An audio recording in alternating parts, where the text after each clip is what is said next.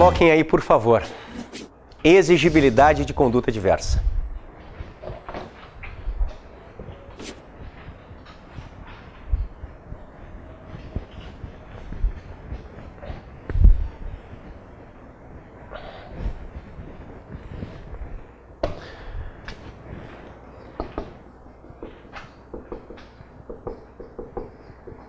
Terceiro elemento da culpabilidade.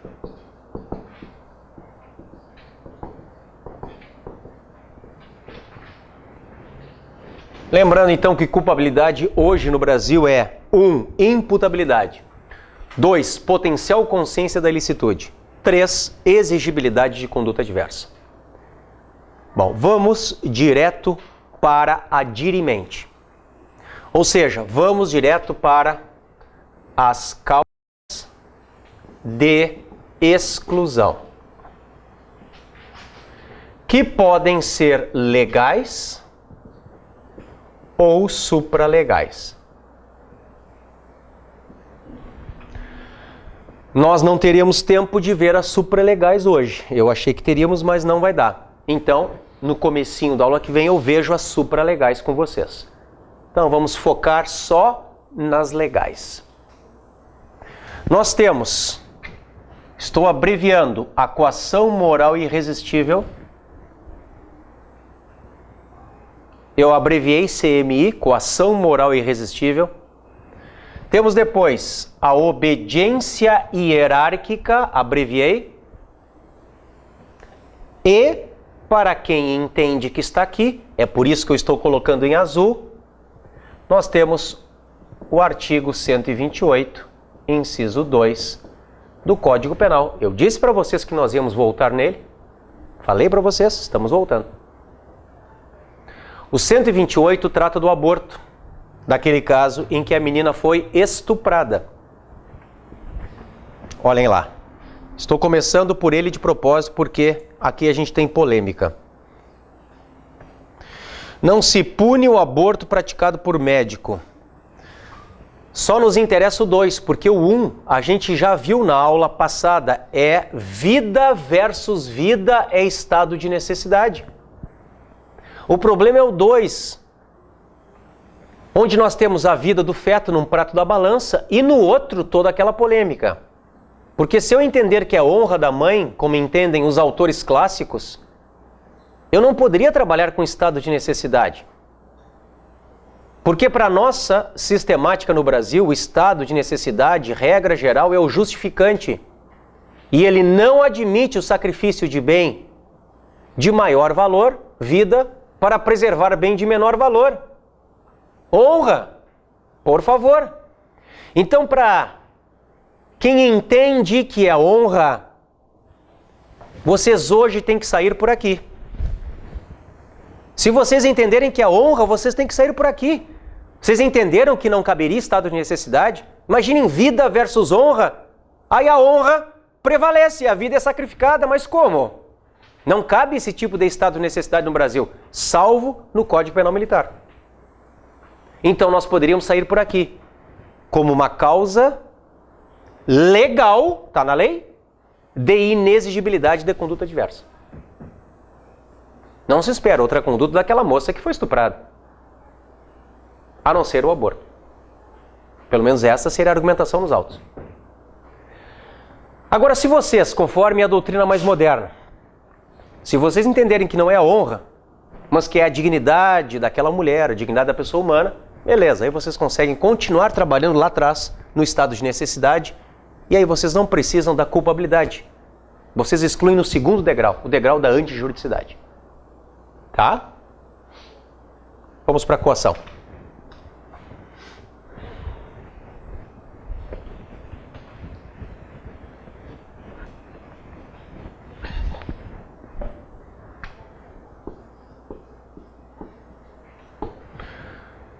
Coação significa obrigar alguém a fazer ou a deixar de fazer alguma coisa.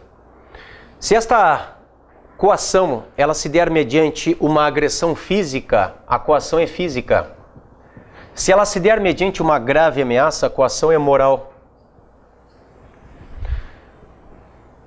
Na coação física, o que eu quero é que vocês coloquem aí, por favor, que não há nem conduta e nem vontade por parte do coagido. Coagido é o coato. Não há nem conduta, nem vontade por parte do coagido.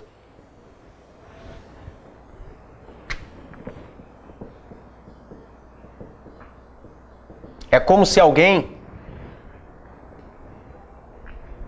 pegasse o meu braço, amarrasse uma faca e estocasse a barriga da vítima contra a minha vontade. É como se alguém me amarrasse como se eu fosse uma múmia e me jogasse como uma coisa, um troço, um objeto, num grupo de crianças, por exemplo. Eu sou pesado, eu caio em cima de uma criancinha e esmago e mato. Só responde o coator. Não há conduta por parte do coagido. Então, a coação física exclui a conduta do coato. O fato do coato é atípico. Lembrem, conduta está dentro do tipo. Se não há conduta, não há tipo. O coato, que é o coagido, pratica fato atípico.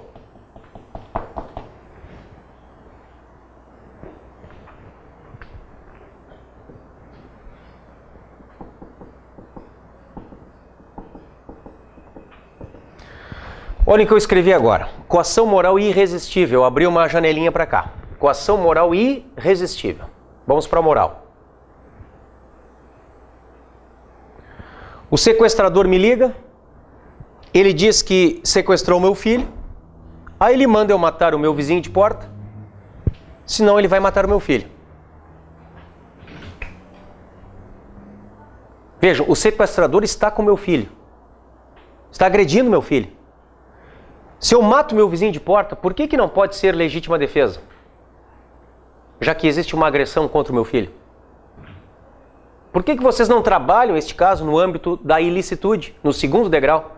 Por que chegar ao terceiro degrau, o da culpabilidade? Porque a reação se volta contra o agressor, por favor, né? Vejam, eu estou matando meu vizinho, um inocente que não tem nada a ver com nada do caso. Mas eu vou matar o meu filho, né? Aí eu mato o inocente. Então vejam, é por isso que eu o coato, eu o coagido, eu recebi o telefonema, o coator é o sequestrador, eu sou o coagido. Eu matei meu vizinho, pratiquei fato típico, eu matei alguém. Eu pratiquei fato ilícito, porque não foi em legítima defesa, não foi em estado de necessidade, não foi em exercício, não foi em estrito. E aí vocês excluem a culpabilidade. Vocês excluem a culpabilidade em face da inexigibilidade de conduta diversa. Olhem a diferença. Então, enquanto a coação física exclui a conduta do coato, a coação moral irresistível exclui a culpabilidade do coato. Isso é uma questão que cai direto.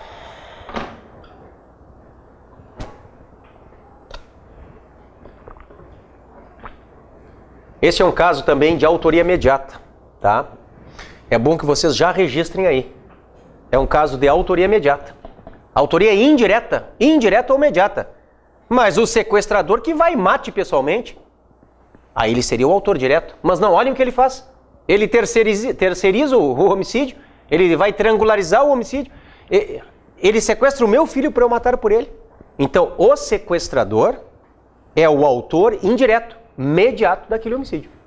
E eu não respondo em face da ausência de culpabilidade. Em face da inexigibilidade de conduta diversa. É uma questão envolvendo a menor de idade, né? Olha. Se eu usar, por exemplo, um inocente que vem tal, que não tem consciência, mata o fulano. E depois, quando ela tem consciência mental ali, ou não? Não. Aí aqui, doutor.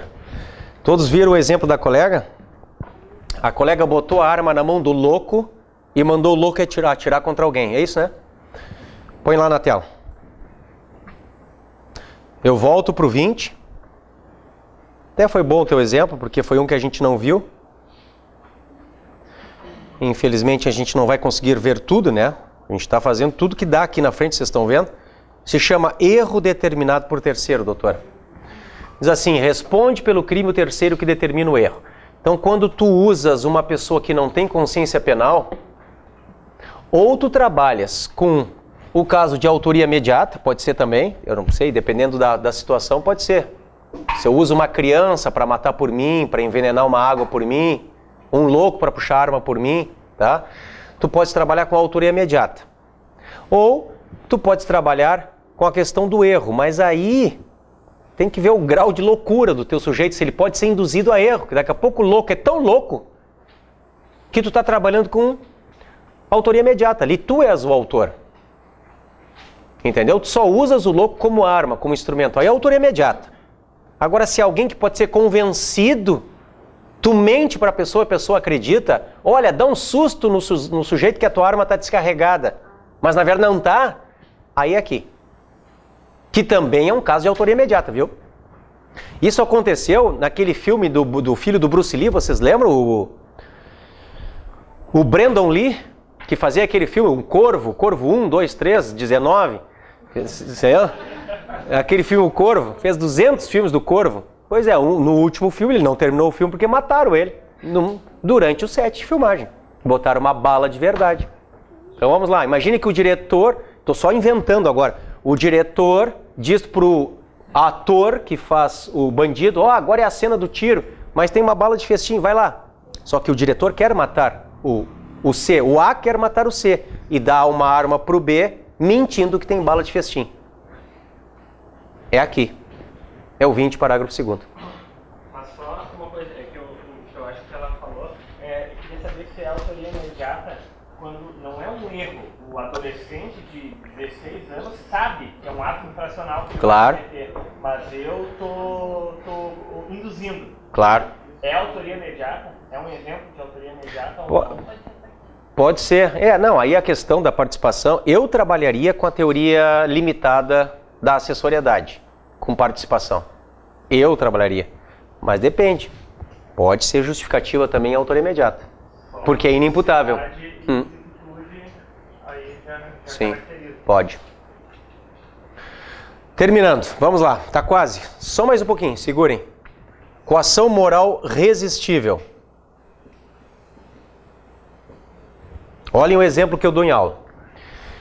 Eu chego para o sujeito e digo para ele o seguinte: olha aqui, se tu não matares a vítima em 5 minutos, eu nunca mais te deixo entrar aqui para assistir às minhas aulas de penal. Pensem nesse exemplo ridículo, só que o cara é tão fã de penal que ele vai e mata. É claro que esse sujeito, ele pratica fato típico, ilícito e culpável, mas coloquem que para o coato existe uma atenuante. Os dois respondem pelo crime, tá? Em concurso de pessoas. Mas para o coato existe uma atenuante. Os dois respondem em concurso de pessoas, mas para o coagido existe uma atenuante. Vocês podem colocar 653C de Canadá.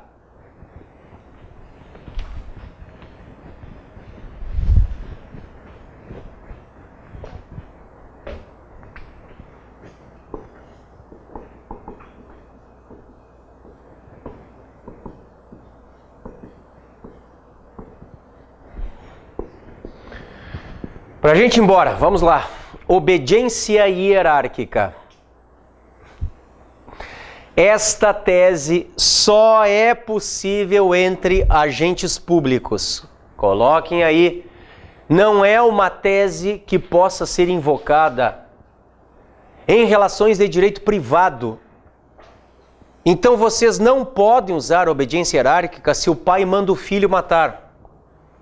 Se o mestre manda o discípulo praticar um crime, se o patrão manda o empregado falsificar um documento, aí vocês têm que trabalhar com as outras, coação moral irresistível, ou as da aula que vem, a própria inexigibilidade de conduta diversa estrito sensu. Esta pressupõe um superior hierárquico e um subordinado, ou seja, uma relação de direito público. Esta tese pressupõe uma relação de direito público. Ela não pode ser invocada em relação de direito privado. Ela pressupõe uma relação de direito público.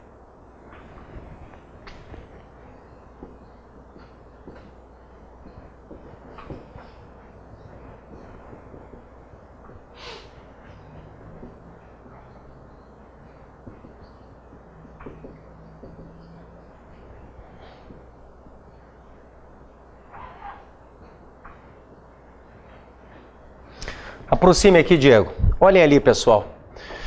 Ali estão todas as possibilidades. Agora a gente vai trabalhar com a ordem, né? A ordem que o superior, ele dá ao subordinado. Essa ordem pode ser legal ou pode ser ilegal. E a ilegal pode ser aparentemente ilegal, desculpem, ela pode ser manifestamente ilegal ou aparentemente legal. Ela ter uma aparência de legalidade, embora ilegal.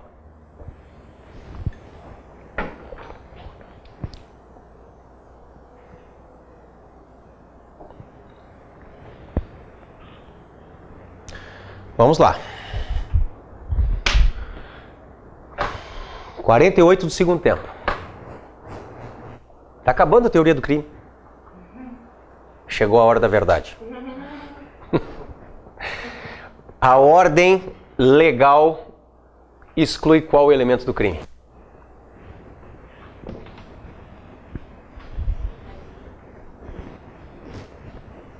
Ordem legal. Alguém falou tipicidade? Não é a resposta mais óbvia, mas é uma bela resposta.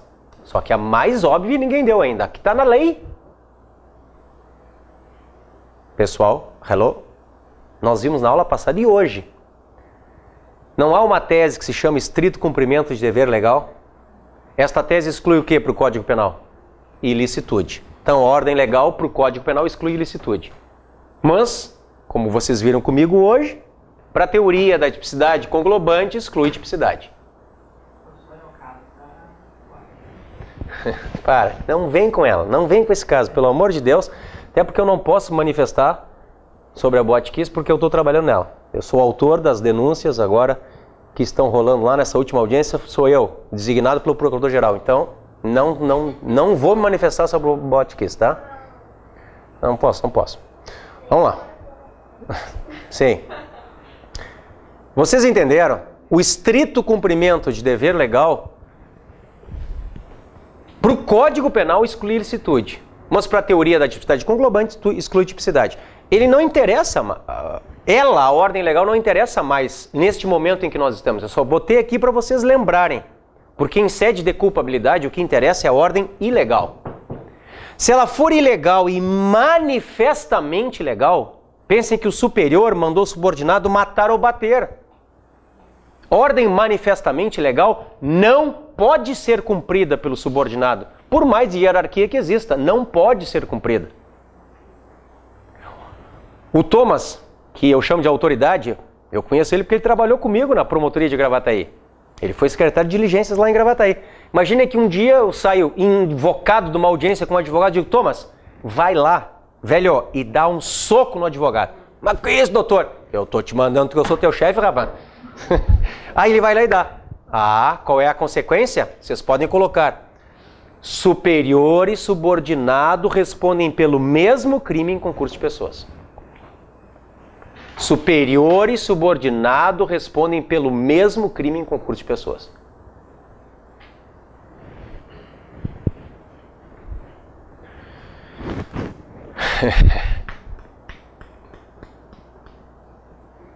E aqui embaixo? Vamos imaginar que a ordem é ilegal, mas ela tem toda uma aparência de legalidade. Aí eu peço, Thomas, dá uma força para mim, vai no gabinete da minha colega lá em cima e pega uns documentos que estão para mim lá. Doutor Salim, mas ela não está aí essa semana. Não, mas eu já falei com ela, pode ir. Então eu, pelas mãos do Thomas, eu subtraí documentos da minha colega, vejam só. Há toda uma aparência de legalidade que ele não vai contestar. Então aqui, vocês coloquem, por favor, só responde o superior hierárquico. Só responde o superior hierárquico, já que o subordinado terá excluída a sua culpabilidade. O subordinado terá excluída a sua culpabilidade. Vocês estão vendo que é mais um caso de autoria imediata, né? Porque eu, pelas mãos do Thomas, subtraí documentos. Na verdade, eu usei o Thomas para praticar um crime. Então, é um caso de autoria indireta ou imediata. Mas é quase a mesma coisa que a velhinha que transportou drogas. Pode ser. Pode ser, só que vejam, ali a gente está trabalhando no âmbito da velhinha, né? Com a teoria do erro. E aqui a gente está punindo a mim. Só que lá na velhinha não tem relação de direito público. E aqui tem. Então tem as suas diferenças. Tu não poderia usar o caso da velhinha aqui. Tá? Porque precisa de 2 funcionários públicos. Entendeu, né? Tudo bem? Senhores, uma boa noite, tá? Até a próxima.